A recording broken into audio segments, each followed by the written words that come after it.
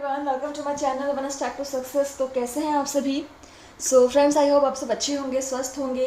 तो देखिए, आज हम फिर से आप लोगों के लिए एक और नई शानदार क्लास लेकर आ गए हैं और सब्जेक्ट है आपका जनरल पेपर। तो अभी हम यहाँ पे बीपीएससी यानी कि बिहार शिक्षक भर्ती की प्रिपरेशंस करा रहे हैं आप लोगों को, और डेली बहुत ही बेहतरीन क्लासेस के साइड आपको प्रोवाइड करा रहे हैं। तो आप लोग पढ़िए, प्रैक्टिस कीजिए, ठीक है। जितना हो सके आप इनको सॉल्व कीजिए, आप लोग के लिए बहुत ही फ़ायदेमंद है, ठीक है।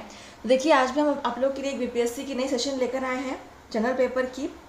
और ये जो आपके हैं प्रीवियस ईयर क्वेश्चन है फ्रेंड्स, मैं हमेशा रिपीट करती हूँ इस बात को। अभी तक हमने आपको 2018, 19, 20, 21 के हमने प्रीवियस ईयर क्वेश्चंस को सॉल्व कराया हुआ है जनरल पेपर का। अभी हम जनरल पेपर का ही 2022 का क्वेश्चन पेपर लेकर आए हैं, प्रीवियस ईयर क्वेश्चन, तो उसको हम सॉल्व करेंगे, ठीक है। तो स्टार्ट करते हैं आपका सेशन। और पहला क्वेश्चन देखिए क्या है। त्वरित वित्तीय प्रपत्र और त्वरित ऋण सुविधा निम्नलिखित में से किस एक के द्वारा उधार दिए जाने के उपबंधों संबंधित है? सो ऑप्शन देख लीजिए यहाँ पे। एशियाई विकास बैंक, अंतर्राष्ट्रीय मुद्रा कोष, संयुक्त राष्ट्र पर्यावरण कार्यक्रम, वित्त पहल या विश्व बैंक। और सिंगल लाइनर क्वेश्चन आप देखिए और आंसर कीजिए, बहुत ही बेहतरीन क्वेश्चन है।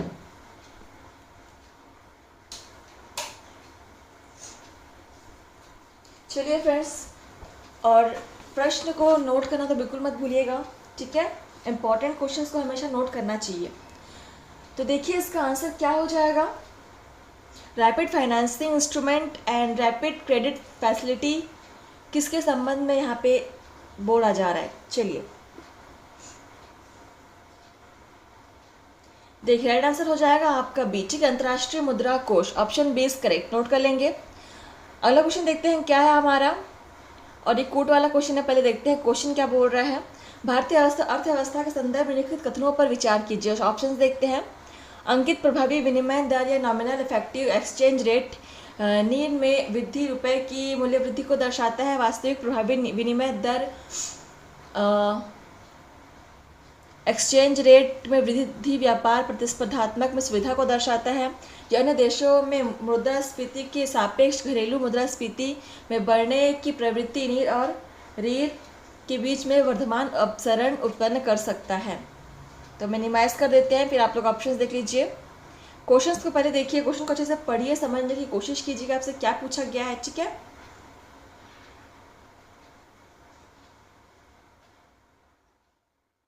देखिए पढ़ लिया। अब देखिए तीनों ऑप्शंस आपको दिख रहे होंगे।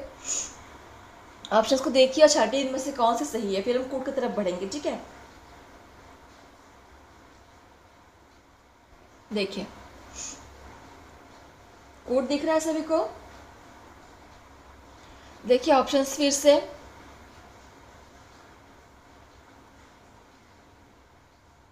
तो फ्रेंड यहाँ पे आपके जो ऑप्शन है वो ऑप्शन फर्स्ट सही है और थर्ड सही है, ठीक है। देखते हैं कौन से कोड में दिया हुआ है। तो option number C is correct, ठीक है। 1 एंड 3 आपका सही है, option C is correct. Question number देखते हैं अगला। क्वेश्चन नंबर 3 देखिए यहाँ पे दिया हुआ, ये भी आपका कोट वाला ही क्वेश्चन है, पढ़ते हैं। भारतीय अर्थव्यवस्था के संदर्भ में निम्नलिखित कथनों पर फिर से विचार करना है, ठीक है। फिर से यहाँ पे भारतीय अर्थव्यवस्था के बारे में क्वेश्चन पूछा गया, देखते क्या है। तो पहला देखिए ऑप्शन है, यदि मुद्रास्फीति अत्यधिक है तो भारतीय रिजर्व बैंक संभावित रूप से सरकारी प्रतिभूतियाँ खरीद सकता है। यदि रुपया का तेजी से मूल्य ह्रास हो रहा है तो आरबीआई बाजारों में डॉलरों का संभावित रूप से विक्रय कर सकता है। यदि यूएसए या यूरोपीय संघ में ब्याज दरें गिरती होती तो संभावित रूप से आरबीआई के डॉलरों की खरीद प्रेरित हो सकती है। तो बताइए यहाँ पे कौन सा ऑप्शन बिल्कुल सही दिए हैं। भारतीय अर्थव्यवस्था के संदर्भ में ही पूछा गया आपसे, ठीक है। पिछला क्वेश्चन भी यही था आपसे, थर्ड क्वेश्चन भी यही है, बस ऑप्शंस चेंज कर दिए गए। भारतीय अर्थव्यवस्था से रिलेटेड है। देखिए कोट वाला ही क्वेश्चन है। देखिए यहाँ पे कोड भी दिया हुआ है। चलिए बताइए कौन कौन से ऑप्शन से बिल्कुल यहाँ पे सही हो रहे हैं। बिल्कुल ऑप्शन 2 और तीसरा ही यहाँ पे बिल्कुल सही है, ठीक है। देखते हैं कौन सा ऑप्शन में दिया हुआ है। आपको दिख रहा होगा ऑप्शन बी में दिया हुआ है, ठीक है। क्वेश्चन नंबर देखिए अगला 4 यहाँ पे कोड वाला क्वेश्चन है, पढ़ते हैं। G20 कॉमन फ्रेमवर्क के संदर्भ में लिखित कथनों पर विचार कीजिए। ऑप्शन है, यह G20 और उसके साथ पेरिस क्लब द्वारा समर्थित पहल है, या अधारणीय ऋण वाले निम्न आय देशों को सहायता देने की पहल है। चलिए पढ़िए क्वेश्चन को, ऑप्शंस देखिए और आंसर कीजिए आप लोग, ठीक है। क्वेश्चन को नोट करना बिल्कुल मत भूलिएगा, बहुत ही इंपॉर्टेंट यहाँ पे सीरीज चल रही है, प्रीवियस ईयर क्वेश्चंस है 2022 के, ठीक है। चलिए देखिए इसका आंसर क्या होगा। कूट देख लिया आप लोगों ने? चलिए देखते हैं कूट, ठीक है। चलिए देखिए, तो फ्रेंड्स देखिए क्वेश्चन नंबर 4 का यहाँ पे ऑप्शन फर्स्ट और सेकंड दोनों ही सही है, ठीक है। तो इस हिसाब से कौन सा कूट यहाँ पे सही हो तो देखते हैं। ऑप्शन सी दिया हुआ है 1 एंड सेकंड दोनों, ठीक है। चलिए अगला क्वेश्चन देखते हैं। क्वेश्चन नंबर हमारा 5 क्या है, ये भी कूट वाला ही क्वेश्चन है। एक्चुअली बीपीएससी में कूट वाले क्वेश्चंस बहुत आपको मिलते हैं, इसलिए डिफिकल्टी होती है, ठीक है, क्वेश्चन के आंसर निकाले हैं। देखिए इसका क्वेश्चन क्या है, भारतीय अर्थव्यवस्था के संदर्भ में मुद्रास्फीति संलग्न बॉन्ड या फिर इन्फ्लेशन इंडेक्स्ड बॉन्ड्स के क्या लाभ हैं। तो यहाँ पे लगातार हमारे 3-4 क्वेश्चन जो है भारतीय अर्थव्यवस्था से ही लिया गया है। देखिए क्या ऑप्शन है।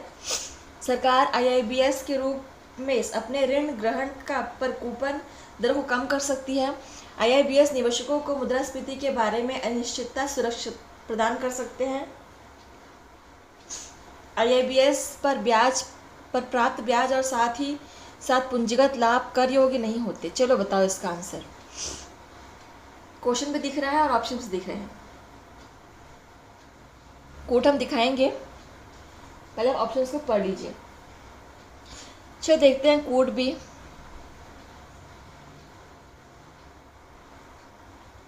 चलिए बताइए इसका आंसर क्या हो जाएगा। बहुत ही बेहतरीन क्वेश्चन है। देखिए आपके ऑप्शन फर्स्ट और सेकंड आपके सही हो जाएंगे, ठीक है। देखते हैं कौन से कोड में दिया हुआ ऑप्शन फर्स्ट और सेकंड। देखिए बिल्कुल आपके ऑप्शन ए में ही दिया हुआ है, ठीक है। चलिए अगला क्वेश्चन देखते हैं क्या है। क्वेश्चन नंबर 6 देखिए, ये भी आपका कूट वाला ही क्वेश्चन है। पढ़ते हैं क्या है। भारत में कार्य कर रहे विदेश स्वामित्व की ई वाणिज्य फर्मों के संदर्भ में निम्नलिखित कथनों में से कौन से सत्य हैं या सही है। सो ऑप्शन है, अपने प्लेटफॉर्मों को बाजार स्थान के रूप में प्रस्तुत करने के अतिरिक्त वे स्वयं अपने माल का विक्रय भी कर सकते हैं। वे अपने प्लेटफॉर्मों पर किस अंश तक बड़े विक्रेताओं को स्वीकार कर सकते हैं या सीमित है। चलिए पढ़िए और आंसर कीजिए। Question number 6। फ्रेंड्स अगर आप लोग अभी तक चैनल को सब्सक्राइब नहीं किए तो सब्सक्राइब कर लीजिएगा, ठीक है, और बेल आइकन को प्रेस कर दीजिएगा। देखिए इसका आंसर क्या हो जाएगा। कोड देखते हैं पहले। देख लिया। तो देखिए फ्रेंड्स यहाँ पे केवल आपका जो ऑप्शन सेकंड वाला है वही सही है, ठीक है। ऑप्शन सेकंड ही सही है, ऑप्शन फर्स्ट यहाँ पे सही नहीं होगा। देखते हैं कहाँ पे दिया हुआ ऑप्शन सेकंड। तो ऑफकोर्स यहाँ पे दिया हुआ आपका बी में, option B is correct. Question number देखिए 7 आपका क्या दिया हुआ है, ये भी कूट वाला ही क्वेश्चन है। पढ़ते हैं, निम्नलिखित में से कौन से कार्यकलाप अर्थव्यवस्था में वास्तविक क्षेत्रक रियल सेक्टर का निर्माण करते हैं। सो ऑप्शन है, किसानों का अपनी फसलें काटना, कपड़ा मिलों का कच्चे कपास को कपड़े में बदलना, किसी वाणिज्यिक बैंक का किसी व्यापारिक कंपनी को धनराशि उधार देना, किसी कॉरपोरेट निकाय का विदेश में रुपया अंकित मूल्यों के बॉन्ड जारी करना। चलिए आंसर कीजिए, पढ़िए ऑप्शंस को और आंसर कीजिए कौन कौन से ऑप्शन में बिल्कुल सही होंगे, ठीक है। रियल सेक्टर के बारे में पूछ रहा है, वास्तविक क्षेत्र के बारे में पूछ रहा है, ठीक है, और अर्थव्यवस्था से ही क्वेश्चन लिया गया है। कोड देखिए, देखिए कोड। चलिए आंसर कीजिए।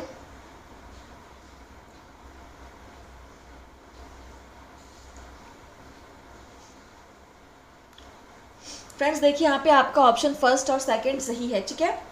फर्स्ट और सेकंड सही है, नोट कर लेंगे। अब देखते हैं कौन से कोड में दिया हुआ क्वेश्चन नंबर 7 का फर्स्ट और सेकंड। ऑप्शन ए में दिया हुआ है, ठीक है। क्वेश्चन में देखिए अगला क्वेश्चन नंबर 8 क्या है आपका, ये आपका सिंगल क्वेश्चन है। चलिए पढ़ते हैं। भारत के संदर्भ में हाल ही में जनसंचार माध्यमों में अक्सर चर्चित अप्रत्यक्ष अंतरण को निम्नलिखित में से कौन सी स्थिति सर्वोत्तम रूप से प्रतिबिंबित करती है। तो जनसंचार माध्यम में अक्सर चर्चित जो एक बात है अप्रत्यक्ष अंतरण, तो इसको कौन से संदर्भ में लिया गया है यहाँ पे आप बताएंगे, ठीक है। ऑप्शन है, कोई भारतीय कंपनी जिसने किसी विदेशी उद्यम में निवेश किया हो और अपने निवेश पर मिलने वाले लाभ पर उस बाहरी देश को कर अदा करती है।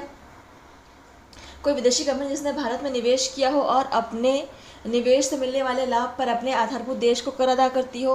कोई भारतीय कंपनी जो किसी बाहरी देश में मूर्त संपत्ति खरीदता है और उसका मूल्य बढ़ने पर उन्हें बेच देती है तथा प्राप्ति को भारत में अंतरित कर देती है। को विदेश कंपनी शेयर अंतरित करती है और ऐसे शेयर भारत में से परिसंपत्तियों से अपना वस्तुगत मूल्य व्युत्पन्न करते हैं। चलिए आप लोग ऑप्शंस को देखिए।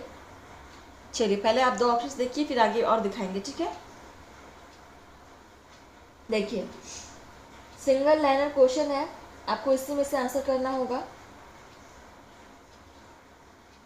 देखिए आगे आप सी और डी ऑप्शंस भी देख लीजिए। क्वेश्चन नंबर 8 देख लिया, और देखिए यहाँ पे बिल्कुल आपका ऑप्शन डी ही सही हो जाएगा, ठीक है। Option D is correct. चलिए अगला क्वेश्चन देखते हैं क्या है। क्वेश्चन नंबर 9 हमारा कूट वाला ही क्वेश्चन है कि संगठन या कंपनी द्वारा किए गए व्यय के संदर्भ में निम्नलिखित कथनों में से कौन से सही है। सो आंसर है नई प्रौद्योगिकी प्राप्त करना पूंजीगत व्यय है। ऋण वित्तीयन को पूंजीगत व्यय माना जाता है, जबकि इक्विटी वित्तीयन को राजस्व व्यय माना जाता है। चलिए आंसर कीजिए, कौन सी बात है बिल्कुल सही कही गई है, ठीक है। चलो कूट देखते हैं।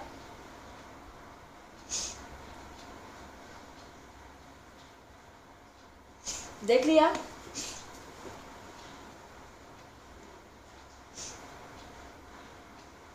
चलिए आगे बढ़ते हैं। क्वेश्चन नंबर 9 का सही आंसर क्या हो जाएगा? केवल ऑप्शन फर्स्ट होगा, ठीक है। तो यहाँ पे केवल एक ही ऑप्शन सही है, ऑप्शन फर्स्ट ही सही हो जाएगा। देखते हैं कौन सा ऑप्शन में दिया हुआ है। ऑप्शन ए में ही दिया हुआ है, ठीक है। ऑप्शन फर्स्ट इज करेक्ट, ठीक है। देखते 10 नंबर क्वेश्चन में क्या है। ये भी कूट वाला क्वेश्चन आपको देखते ही पढ़ते हैं। भारतीय अर्थव्यवस्था के संदर्भ में निम्नलिखित कथनों पर विचार कीजिए। ऑप्शन है घरेलू वित्तीय बजट का एक भाग सरकारी ऋण ग्रहण के लिए जाता है। नीलामी में बाजार संबंधित दरों पर जारी दिनांकित प्रतिभूतियां आंतरिक ऋण का एक बड़ा घटक होती है। चलिए पढ़िए और कूट देखते हैं यहाँ पे। चलिए बताइए कौन से ऑप्शंस बिल्कुल सही हैं। तो फ्रेंड्स यहाँ पे देखिए ऑप्शन फर्स्ट और सेकंड जो दिया हुआ है आपका दोनों ही बिल्कुल सही है, ठीक है। देखते हैं कौन सा ऑप्शन में दिया हुआ है, कौन से कूट में दिया हुआ है। क्वेश्चन नंबर 10 देखिए बिल्कुल यहाँ पे दिख रहा होगा आपका ऑप्शन सी में दिया हुआ है, ठीक है।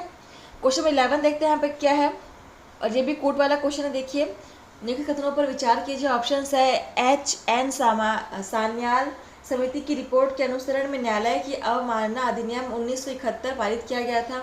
भारत का संविधान उच्चतम न्यायालय और उच्च न्यायालयों को अपनी अवमानना के लिए दंड देने हेतु शक्ति प्रदान करता है। भारत का संविधान सिविल अवमानना और आपराधिक अवमानना को परिभाषित करता है। भारत में न्यायालय की अवमानना के विषय में कानून बनाने के लिए संसद में शक्ति निहित है। चलिए पढ़िए क्वेश्चन यहाँ पे देख लीजिए। कथनों पर विचार करने के लिए कहा गया, ऑप्शन को पढ़िए फिर कूट दिखाएंगे, ठीक है। चलिए देखिए बहुत ही बेहतरीन क्वेश्चन है। फ्रेंड्स आप लोग क्लास को लाइक शेयर कमेंट करना मत भूलिएगा, ठीक है। देखिए कोड देखिए।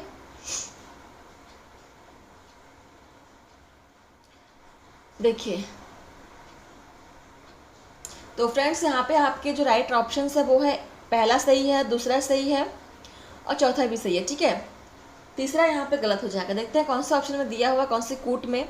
1, 2 और 4 बिल्कुल आपका दिया हुआ ऑप्शन बी में दिया हुआ है, ठीक है।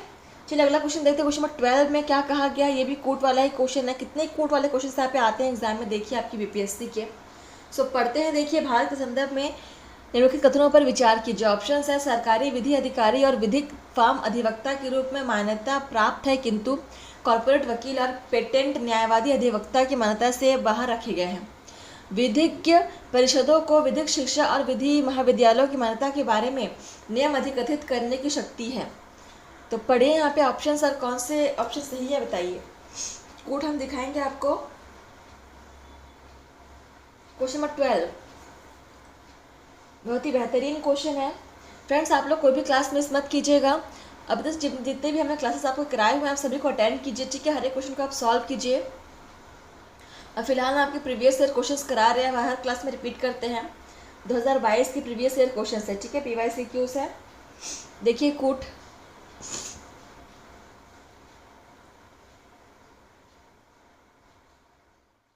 देखिए यहाँ पे तो फ्रेंड्स इस क्वेश्चन के लिए यहाँ पे सिर्फ एक ही कथन सही हो जाएगा, वो है ऑप्शन 2। ठीक है, सो ऑप्शन 2 ही बिल्कुल सही है। देखते हैं कौन से कोट में यहाँ पे दिया हुआ है।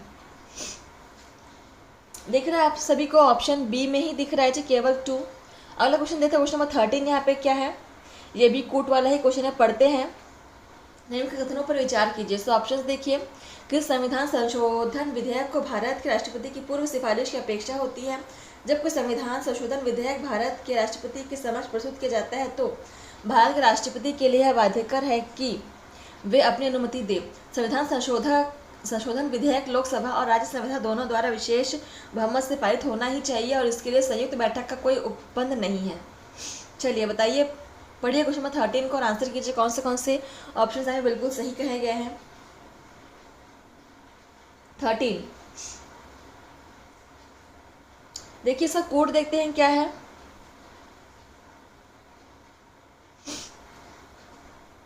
चलिए बताइए, पढ़िए ऑप्शंस को।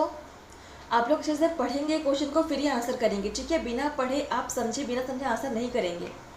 देखिए यहाँ पे ऑप्शन आपका सेकंड और थर्ड बिल्कुल सही हो जाएगा। ठीक है, देखते हैं कौन से कोड में दिया हुआ है सेकंड और थर्ड। ऑप्शन बी में दिया हुआ है। चलिए अगला क्वेश्चन देखते हैं, क्वेश्चन नंबर 14। यहाँ पे भी कोड वाला ही क्वेश्चन है, तो पढ़ते हैं क्या है। निम्नलिखित कथनों पर विचार कीजिए। ऑप्शन है, भारत के संविधान मंत्रियों को 4 श्रेणियों अर्थात कैबिनेट मंत्री, स्वतंत्र प्रभार वाले राज्य मंत्री और उपमंत्री में वर्गीकृत करता है। संघ सरकार ने मंत्रियों की कुल संख्या मंत्री को मिलाकर लोकसभा के कुल सदस्यों के 15% से अधिक नहीं होनी चाहिए। तो कितने कथन यहाँ पे बिल्कुल सही कहे गए हैं, बताइए, आंसर कीजिए। क्वेश्चन नंबर 14 बहुत ही अच्छा क्वेश्चन है। कोड देखिए,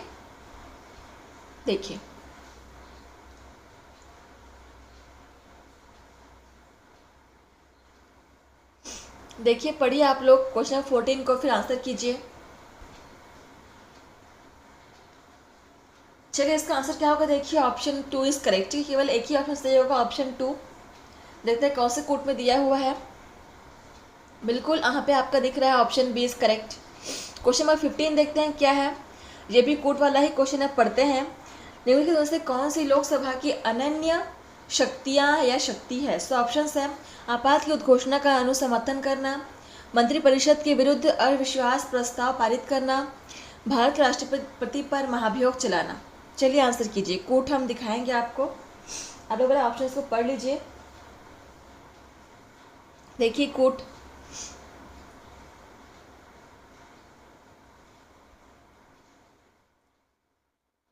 देखिए यहाँ पे केवल आपका ऑप्शन एक ही सही है और वो है ऑप्शन 2। ठीक है, ऑप्शन 2 ही करेक्ट है। देखते हैं कौन से कोड में दिया हुआ है। समझ में आ रहा है ना आप लोगों को क्वेश्चन का पैटर्न। देखिए यहाँ पे ऑप्शन बी में दिया हुआ है केवल 2। ठीक है, option B is correct. Question number 16 देखिए, यहाँ पे ये भी कोड वाला ही क्वेश्चन है, पढ़ते हैं। भारत में दल बदल विरोधी कानून के संदर्भ में एक कथनों पर विचार कीजिए। दल बदल विरोधी कानून के संदर्भ में पूछा गया है। ठीक है, ऑप्शन है, यह कानून विनिर्दिष्ट करता है कि कोई नाम निर्दिष्ट विधायक सदन में नियुक्त होने के 6 मास के अंदर किसी राजनीतिक दल में शामिल नहीं हो सकता। यह कानून कोई समयावधि नहीं देता जिसके अंदर पीठासीन अधिकारी को दल बदल मामला विनिश्चित करना होता है। चलिए बताइए इसका आंसर क्या होगा। क्वेश्चन नंबर 16 कोड देखें।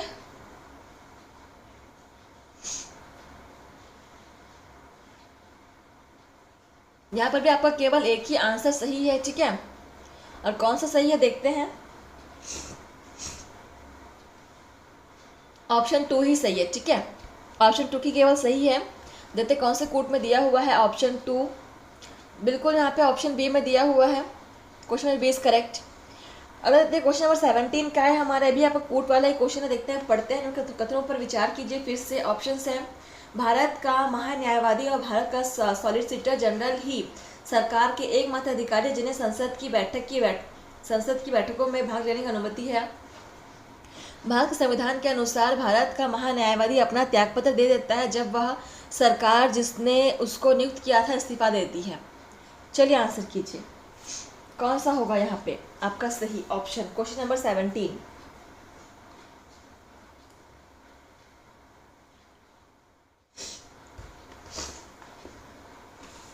कोड देखें, देखते हैं यहाँ पे क्या होगा इसका आंसर। क्वेश्चन नंबर 17 को पढ़िए।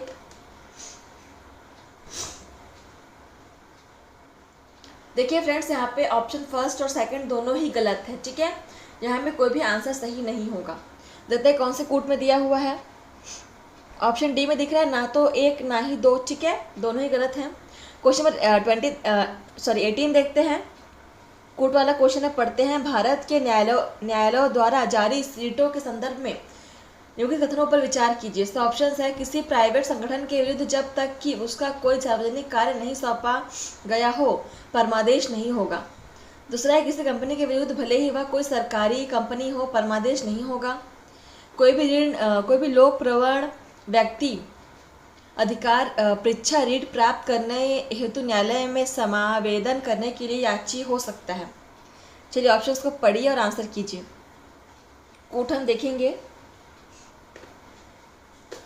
पढ़िए आप लोग ऑप्शंस को, देखिए यहाँ पे कौन सा ऑप्शन बिल्कुल सही है। तो देखिए इसका कोड देख लीजिए।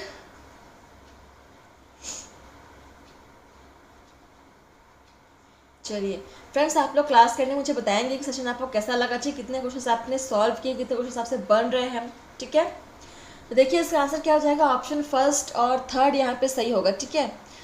सेकंड यहाँ पे सही नहीं होगा। देखते हैं कौन से कोड में दिया हुआ है फर्स्ट और थर्ड हमारा। तो ऑप्शन सी में दिख रहा है हमें, बिल्कुल option C is correct. Question में देखिए अगर 19 हमारा क्या है, कोड वाला क्वेश्चन है, आयुष्मान भारत डिजिटल मिशन के संदर्भ में निम्नलिखित कथनों पर विचार कीजिए। सो ऑप्शन है, प्राइवेट अस्पतालों और सरकारी अस्पतालों को इसे अवश्य अपनाना चाहिए क्योंकि इसका लक्ष्य स्वास्थ्य की सार्वजनीन व्याप्ति है। अंतगतोत्वा भारत के हर नागरिक को इसका हिस्सा हो जाना चाहिए। यह पूरे देश में निर्बाध रूप से लागू किया जा सकता है। चलिए आंसर कीजिए, इसका क्या होगा। कोट भी है इसके, देखिए इसका कोट। चलिए आंसर कीजिए। क्वेश्चन नंबर 19 बहुत ही बेहतरीन क्वेश्चन है।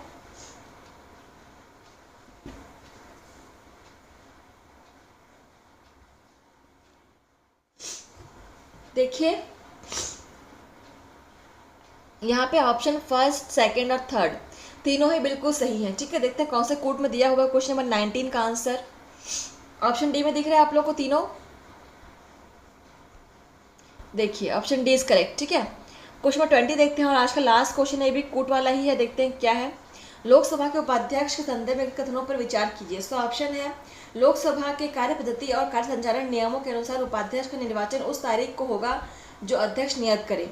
यह आज्ञापक उपबंध है कि लोकसभा के उपाध्यक्ष के रूप में किसी प्रतियोगी का निर्वाचन या तो मुख्य विपक्षी दल से या शासक दल से होगा। और तीसरा ऑप्शन है, सदन की बैठक की अध्यक्षता करते समय उपाध्यक्ष की शक्ति वैसी होती है जैसे कि अध्यक्ष की और उसके विनिर्णयों के विरुद्ध कोई अपील नहीं हो सकती।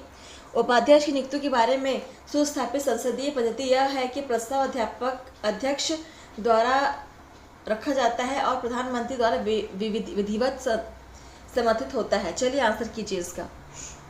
देखिए यहाँ पे चारों ऑप्शन दिखाने की हम कोशिश कर रहे हैं। पहले क्वेश्चन को देख लीजिए, क्या है क्वेश्चन। लोकसभा के उपाध्यक्ष के संदर्भ में पूछा गया है, ठीक है। देखिए क्वेश्चन नंबर 20 पढ़िए और आंसर करने की कोशिश कीजिए। कोट हम देखेंगे, ठीक है।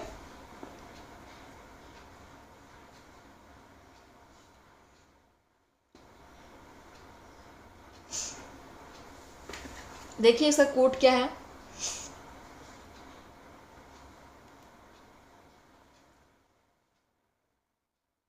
देख लिया सभी ने इसका आंसर। देखिए यहाँ पे आपका जो आंसर होगा बिल्कुल आपका केवल एक ऑप्शन फर्स्ट सही हो जाएगा, ठीक है, और आपका ऑप्शन 3 सही हो जाएगा, ठीक है। इसको आप नोट कर लेंगे। देखिए कौन से कोड में दिया हुआ है, दिख रहा है आप लोगों को ऑप्शन फर्स्ट में ही, ए में ही दिया हुआ है। तो सेशन आपका यहाँ पे समाप्त होता है फ्रेंड्स इस प्रकार से, ठीक है। तो मिलते हैं आपसे नए सेशन में नए क्वेश्चन के साथ, नए सब्जेक्ट के साथ। तो आज के लिए बस इतना ही। धन्यवाद फ्रेंड्स, आप लोग ऐसे ही पढ़ते रहिए, मेहनत करते रहिए। धन्यवाद, आज के लिए बस इतना ही।